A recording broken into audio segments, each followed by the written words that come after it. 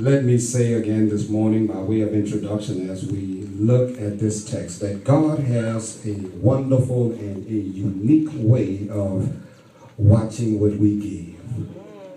He watches our offerings, and not only does God have a unique way of watching our giving, but God also is also looking at our motive in why we do what we do.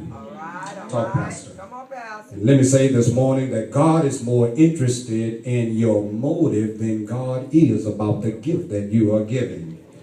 Because if we give again this morning to be seen, Jesus said that we already have our reward. Amen.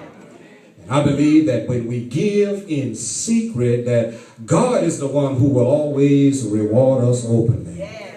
And when we give to the Lord, I said to you on last week that when we give to the Lord, that we should never give to the Lord grudgingly or give to the Lord out of necessity. In other words, nobody should have to twist your arm when it comes down to giving time. Nobody should have to force you in the church to give, because if the truth were told, God has been good to all of us in here. And the truth of the matter is, we may not have all that we want, but certainly we do know this morning that we have all that we need, because God has been good to us. When we look back and reflect back on our lives and see where we were, amen, many years ago, many of us know that God has been good to us. Many of us were between a rock and a hard place, and we didn't even know what tomorrow would bring, but we know that God was holding tomorrow in his hand. And that's why you should never worry about what tomorrow will bring when you give to the Lord, because when you pray, you don't worry about tomorrow, because you should always pray, give us this day our daily bread.